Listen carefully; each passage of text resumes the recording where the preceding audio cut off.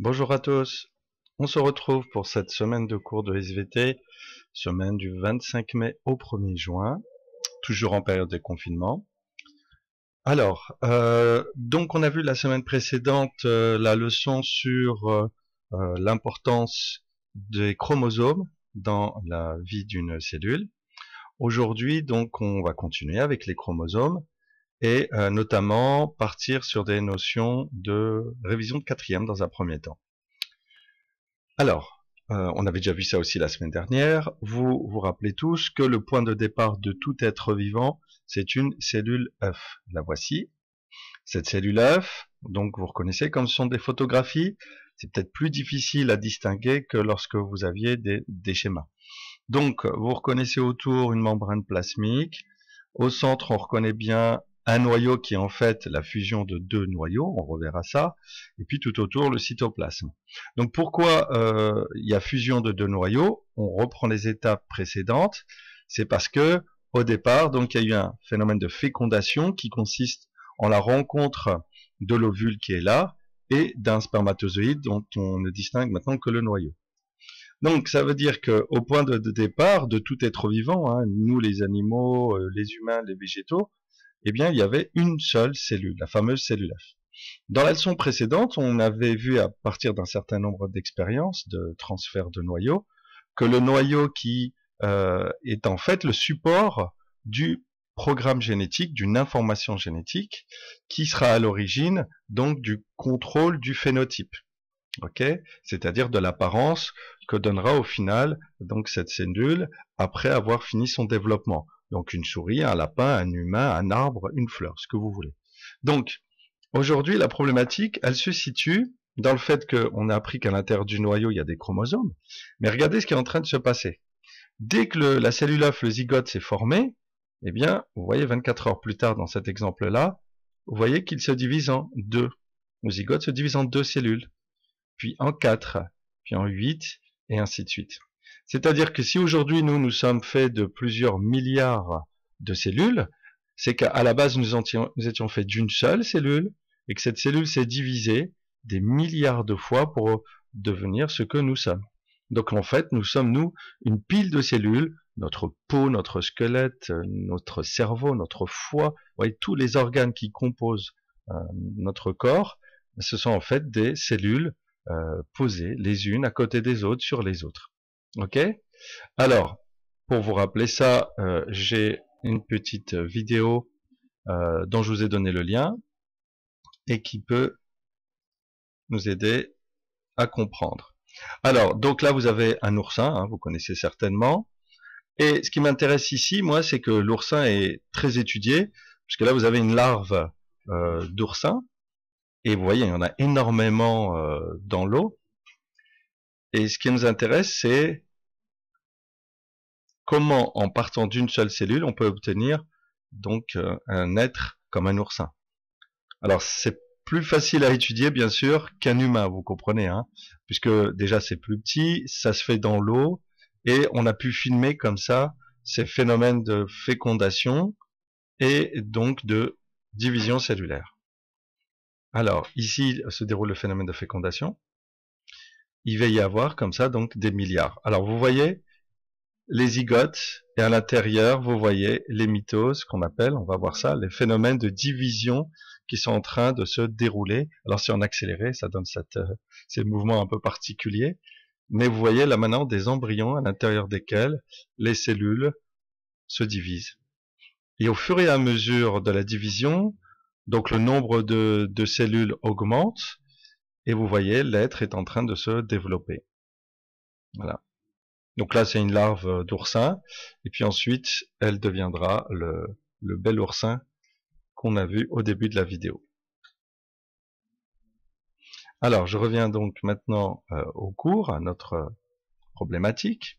Alors, notre problématique se situe en fait au niveau des chromosomes. C'est-à-dire que, en gros, si je pars d'une cellule, on va appeler ça une cellule mère, et au bout des cellules filles.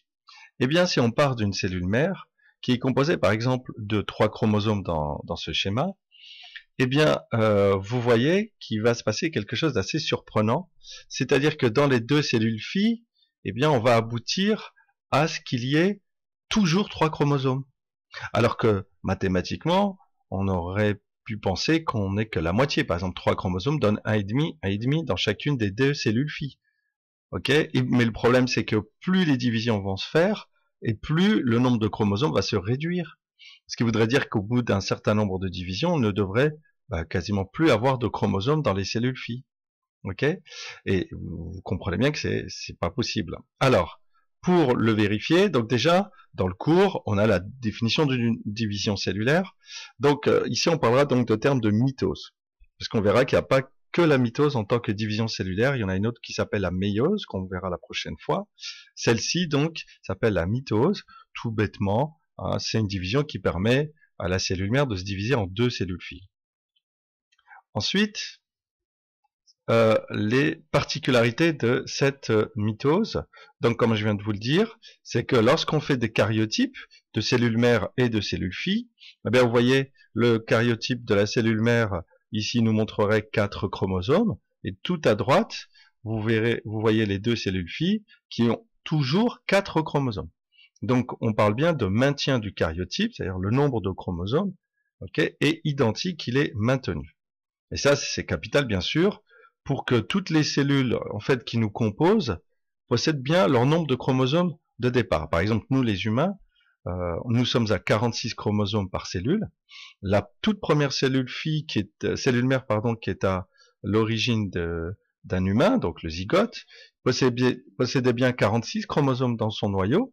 Mais aujourd'hui, si vous faites un karyotype de votre peau, de votre cerveau, de votre sang, vous prenez une cellule n'importe où de votre corps, on verra le cas particulier des cellules reproductrices, mais sinon si vous prenez des cellules du squelette, des muscles, de la peau, etc., eh bien vous compterez à l'intérieur 46 chromosomes. Ça veut donc dire que là il y a en fait une problématique mathématique, c'est-à-dire comment partir d'une cellule à 46 chromosomes qui pourrait quand même aboutir à 2 cellules filles à 46 chromosomes chacune, alors qu'on se serait attendu à une division par 2 du nombre de chromosomes. Alors, donc, le karyotype, je viens de vous le dire, elle est maintenue et on va essayer de savoir comment c'est possible. Deuxième particularité, les jumeaux. Alors, les jumeaux, pourquoi je vous en parle? Parce que ça va nous aider à démontrer une deuxième chose. Vous connaissez ces jumeaux hein, dans Harry Potter.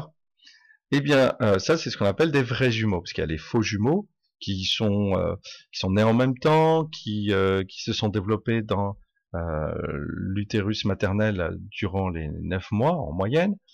Mais à la fin, les faux jumeaux, ils se ressemblent pas tellement. Ça fait comme des frères ou des sœurs qui seraient nés avec une ou plusieurs années de décalage. Là, par contre, ce sont des vrais jumeaux, puisque c'est quasiment 2 gouttes d'eau. Alors, comment on explique cela?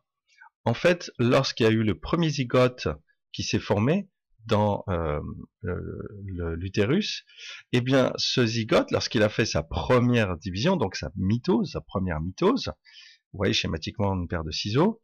Normalement, les 2 cellules, comme on l'a vu dans les vidéos sur le développement de l'oursin, les 2 cellules devaient rester jointives, c'est-à-dire ensemble, pour passer de 2 à 4, puis après de 4 à 8, et de 16 à 32 et 64, et ainsi de suite, jusqu'à produire des milliards de cellules.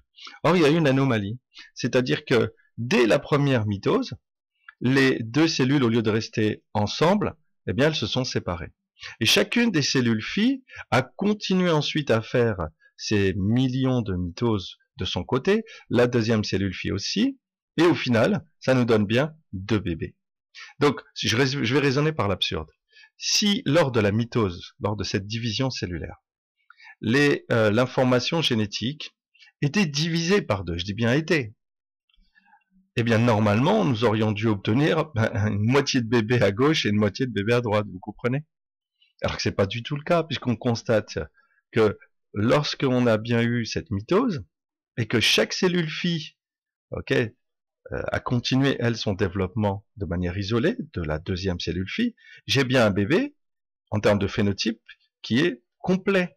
Il ne lui manque absolument aucun organe. Ça veut donc dire, on en déduit quoi, que lorsqu'il y a eu la première mitose, eh bien, vous voyez dans les noyaux, là, eh bien, le programme génétique, eh bien, il est complet. Ça veut donc dire que lors de la mitose, il y a eu une conservation de l'information génétique. Okay, et ce phénomène va se reproduire à chaque mitose. Donc si on fait le bilan de ce qu'on vient d'apprendre, c'est que, je le reprends sur ce schéma, vous avez une cellule mère au départ, avec un certain nombre de chromosomes. Et bien, lorsque va se dérouler cette fameuse mitose, donc cette division cellulaire, vous obtiendrez au final 2 cellules filles qui contiendront chacune exactement le même nombre de chromosomes que la cellule mère, puisqu'on a dit, première caractéristique de la mitose, c'est le maintien du karyotype. Donc s'il y avait 3 chromosomes dans la cellule mère, il y aura toujours 3 chromosomes dans la cellule fille. S'il y a 46 chromosomes dans la cellule mère, il y aura 46 chromosomes dans chacune des cellules filles. Ça, c'est la première propriété de la mitose, donc maintenir le karyotype. Deuxième propriété, qu'on vient de voir avec les jumeaux, c'est l'information génétique. Il y a un maintien, aussi une conservation de l'information génétique.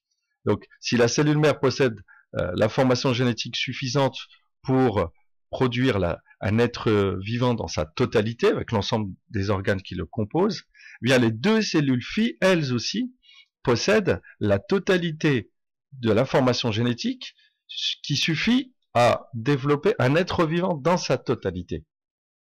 Donc, à partir de là, on dit que la mitose est une reproduction conforme, puisqu'on a obtenu 2 cellules filles identiques entre elles et identiques à leurs cellules mères. Alors maintenant, concrètement, techniquement, comment c'est possible? Alors, pour le comprendre, il va se passer donc un premier phénomène qu'on va appeler donc la réplication. Alors, je vais vous l'expliquer au travers d'un certain nombre de schémas. Voilà. Alors, vous vous souvenez, les chromosomes sont composés de l'ADN, la fameuse molécule. Donc l'idée des premiers scientifiques qui ont travaillé là-dessus, c'est de se dire on va mesurer la quantité d'ADN tout au long d'une mitose. Donc on parle de Q pour quantité, hein, l'initiale. Donc au départ, vous avez une quantité 1 fois Q, et c'est ce qui est représenté dans ce schéma où on voit une cellule mère avec 2 chromosomes. On ne va pas s'amuser à dessiner 46 chromosomes, ce serait trop compliqué. Mais le raisonnement, il est le même. Eh bien, regardez ce qu'on a découvert. C'est qu'ensuite, cette quantité d'ADN ne va pas rester stable. Regardez ce qu'elle fait. Elle augmente. Vous voyez l'augmentation? Et notamment pour doubler, et c'est ça qui est intéressant. On a un doublement de la quantité d'ADN. Okay, on passe de Q à 2 fois Q. Okay, donc ici, on a un point d'interrogation, parce qu'au départ, on se demandait, mais qu'est-ce qui se passe? Pourquoi la quantité d'ADN a doublé? Eh bien, regardez ce qui va se passer. Un phénomène qu'on appelle duplication ou réplication, je préfère parler de réplication, c'est-à-dire que, vous voyez, j'ai toujours en fait 2 chromosomes dans cette cellule-là.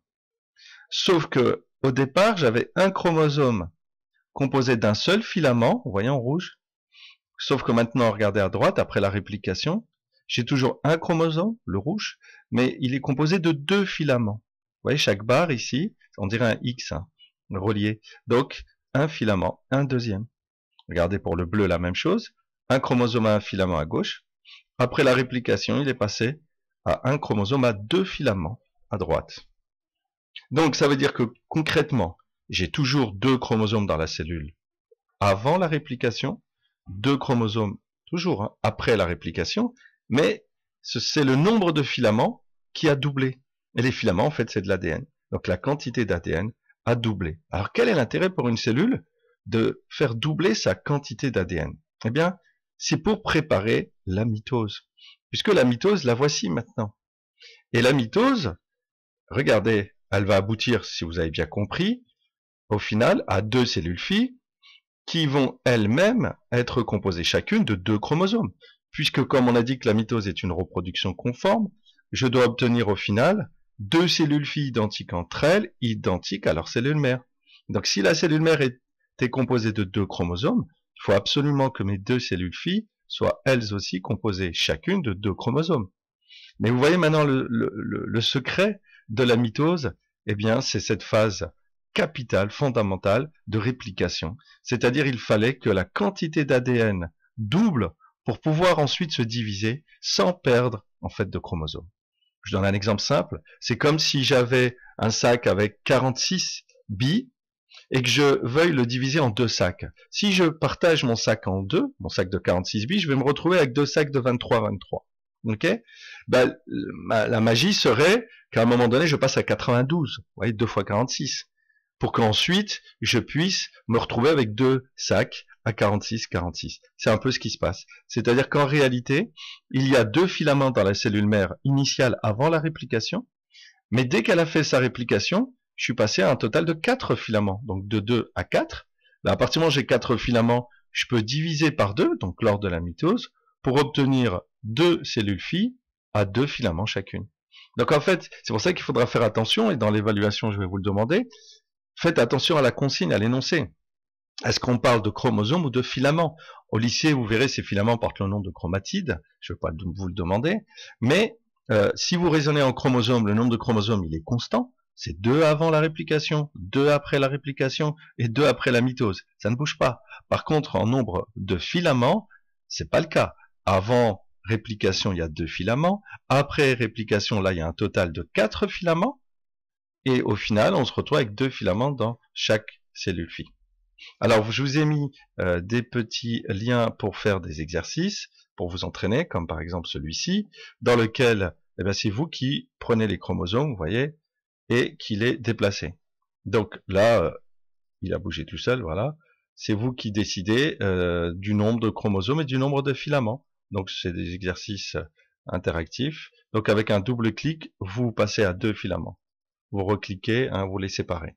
Donc, si je vais, pour changer, tout à l'heure j'avais une cellule à 2 chromosomes. Là, je vais m'entraîner avec une cellule à 4. Donc là, j'ai bien 1, 2, 3, 4. Rappelez-vous, on a appris que les chromosomes sont toujours par paire. Donc, 2 grands, 2 petits. Maintenant, j'ai ma réplication. Eh bien, mon nombre de chromosomes ne doit surtout pas changer.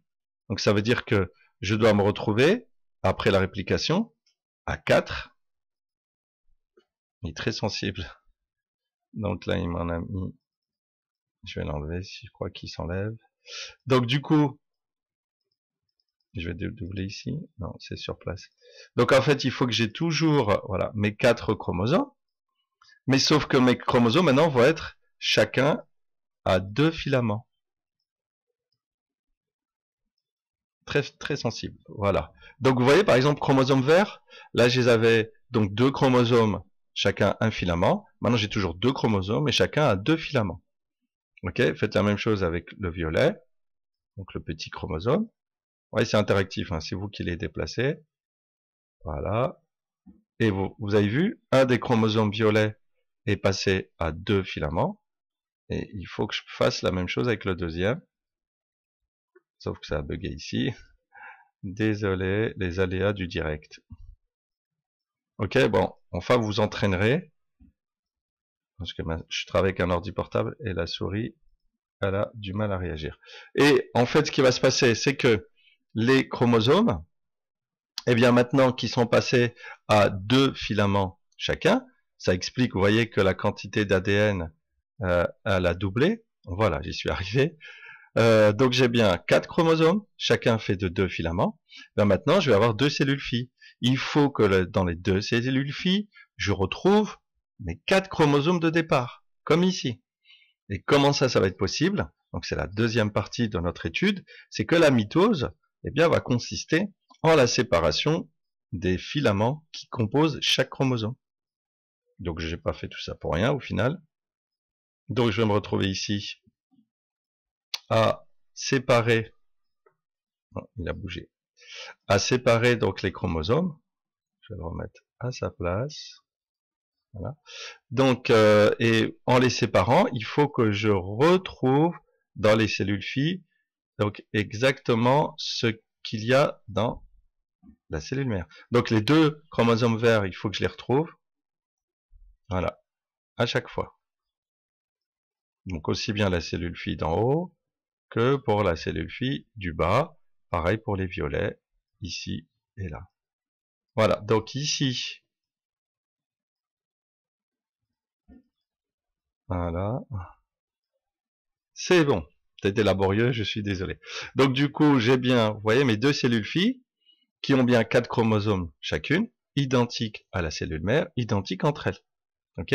Mais ça a été possible mathématiquement. Comment 4 peut donner 2 fois 4? Vous comprenez? Il fallait passer à un doublement de cette quantité d'ADN, donc un doublement du nombre de filaments, grâce au phénomène de réplication. Alors, ensuite, pour terminer, eh bien, maintenant, vous avez la mitose en elle-même, c'est-à-dire cette fameuse division. Donc, comment la mitose est-elle possible? Je vais continuer avec mes animations, que je les retrouve. Alors, pour cela, des travaux ont été faits d'abord donc sur des vidéos. Et donc, les scientifiques ont photographié les phénomènes de mitose d'abord sur des cellules végétales. Donc c'est pour ça que vous devez être capable, je l'ai mis dans les évaluations, de reconnaître les étapes de la mitose sur des photographies comme celle que vous voyez en bas. Donc ça pareil, c'est un petit logiciel, je vous l'ai mis en ligne pour que vous puissiez vous entraîner. Alors le nom des phases, c'est pas à connaître, c'est plus du niveau lycée, mais que en gros, je vais vous le faire, on part, vous reconnaissez la cellule, membrane, cytoplasme, noyau en noir. Dans un premier temps, il va y avoir ce phénomène donc de réplication, comme on l'a vu dans le graphique. Cette réplication, donc on la voit pas ici sur les photographies, mais vous vous souvenez, fait doubler la quantité d'ADN de la cellule. Puis l'ADN va se condenser. C'est pour ça qu'on voit apparaître les chromosomes en tant que filaments. Quand l'ADN se condense, il se passe un phénomène assez particulier. C'est que les chromosomes vont tous se répartir, regardez, on parle ici donc d'équateur, vous savez comme l'équateur de la planète, eh bien sur un plan équatorial, les chromosomes se disposent et s'alignent comme ça à l'équateur de la cellule. À partir du moment où ils se sont disposés à l'équateur, maintenant, ils vont se séparer et pour aller chacun vers un pôle. On continue sur la symbolique de la Terre. Et quand ils se séparent chacun vers un pôle et qu'ils vont migrer, c'est là que la cellule peut se diviser. Donc vous voyez, j'ai bien deux cellules filles, là, et identiques entre elles et identiques à la cellule mère. Donc ce qui est nouveau pour nous maintenant, ce sont en fait les 4 étapes qui sont là, et qu'on va voir tout de suite dans des animations. Alors voici la première animation. Donc c'est la photo où je vous disais, on voyait un petit fouillis d'ADN ici. L'ADN va se condenser. Voilà, on voit apparaître les chromosomes. On part sur un exemple d'une cellule à 4 chromosomes. Ok, les chromosomes sont bien à 2 filaments. Vous voyez, on vient à 2 filaments bleus, 2, 2, 2. Donc dans la quantité d'ADN ici, la réplication c'est bien faite. Maintenant, je vous disais, il faut que les chromosomes se disposent au centre. Et vous voyez comment ça se passe. Donc dans la photo tout à l'heure c'était plutôt horizontal, dans cette animation ça apparaît en vertical, mais il faut absolument un alignement des chromosomes. Si cet alignement ne se fait pas, il est impossible à la cellule de se diviser. Alors ce qui est intéressant, c'est que vous voyez, quand les chromosomes sont alignés, eh bien les filaments sont de part et d'autre de cet alignement. Et vous voyez, un filament à gauche, un filament à droite à chaque fois. Et regardez ce qui va se produire, voici l'étape la plus importante, l'anaphase, voilà. Vous avez vu que chaque chromosome a été clivé, c'est-à-dire séparé en deux, parce que comme il était composé de 2 filaments, c'est facile de casser et de faire qu'un filament migre vers un pôle, ici à gauche, et le deuxième filament à droite. Vous reproduisez cette logique avec les 4 chromosomes qui composent cette cellule. Maintenant, la mitose est quasiment terminée, puisque la cellule va pouvoir se diviser, et on retrouve bien à la fin 2 cellules filles, composées chacune de 4 chromosomes, regardez. Elles sont donc identiques entre elles, je peux faire précédente, pour revenir à la cellule mère, identiques entre elles et identiques à la cellule mère de départ qui elle-même avait 4 chromosomes.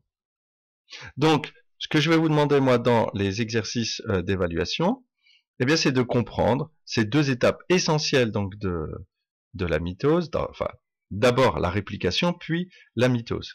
Donc pour cela vous allez travailler sur des logiciels. Le premier, regardez, c'est un logiciel interactif. Vous avez une cellule mère qui a subi une réplication, puisqu'on voit bien que les chromosomes sont à 2 filaments chacun.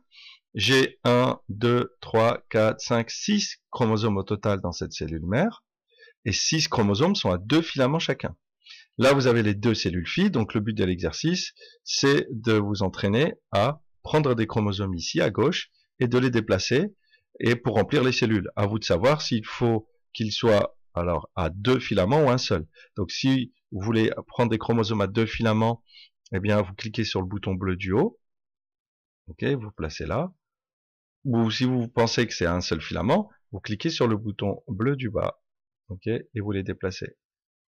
D'accord? Ça, je vais pas vous le faire, c'est vous qui allez vous entraîner. Ensuite, je vous ai mis alors une vidéo ici qui montre la mitose qui a été filmée à l'intérieur d'une amibe, hein, un être unicellulaire. Donc, regardez, c'est assez impressionnant comme vidéo. On va voir toutes les phases que je vous ai décrites dans les animations. Donc, vous voyez, l'ADN se condense, donc on voit apparaître très nettement les chromosomes. Regardez, les chromosomes vont ensuite se regrouper au centre et s'aligner donc sur l'équateur. Alors c'est en accéléré bien sûr, vous voyez. Et là il va se passer quelque chose de très rapide, furtif. Voilà, l'anaphase, donc la séparation, le clivage des filaments, des deux filaments de chaque chromosome. Et au final on a bien les deux cellules filles. Donc si vous comprenez qu'avec les animations c'est quand même, c'est vrai, plus facile à comprendre le phénomène de mitose qu'avec une vidéo qui est assez complexe. Ensuite, pour terminer, j'ai donc mis un exercice dans lequel vous allez devoir faire un système de glisser-coller pour voir si vous avez compris la mitose sous forme de photographie. Donc vous avez ici 5 photos, vous voyez, c'est vous qui les déplacez. Ensuite, vous cliquez sur valider pour avoir votre note. Vous faites la même chose avec les schémas d'en dessous. À vous de voir, vous commencez par ce que vous voulez, mais au moins ça va vous entraîner à retrouver les étapes. Si je peux vous le montrer rapidement, l'idée c'est qu'il faut voir les chromosomes, donc la condensation donc de l'ADN. Ensuite, vous vous rappelez, les chromosomes doivent se disposer au centre, à l'équateur de la cellule, et c'est à partir de là que les deux filaments peuvent se cliver, se séparer. Ok, et du coup, les chromosomes peuvent migrer vers les pôles, et donc on obtient bien nos deux cellules filles. Plus facile à comprendre sur un schéma. Donc là, on voit de l'ADN, une pelote. L'ADN se condense pour faire apparaître les chromosomes. On les voit très nettement. J'ai 4 chromosomes. Puis les chromosomes doivent se disposer au niveau de l'équateur de la cellule, donc un alignement équatorial. Dès qu'ils sont éloignés, eh bien les filaments qui composent chaque chromosome peuvent se séparer, puis migrer vers les pôles, et pour constituer au final deux cellules filles. D'accord? Donc, félicitations, j'ai bien compris la leçon. Ok? Donc, et ensuite, vous pouvez continuer à réviser cette notion de mitose sur le graphique de l'évolution de la quantité d'ADN. Voilà, donc, écoutez, je vous remercie pour votre attention. Vous avez toutes ces animations pour vous aider à comprendre, des vidéos, le texte pour prendre le cours sur le site Prezi, et au final, comme ça, faire les évaluations pour vérifier si vous aviez tout compris. Eh bien, bon courage à tous et à bientôt. Au revoir.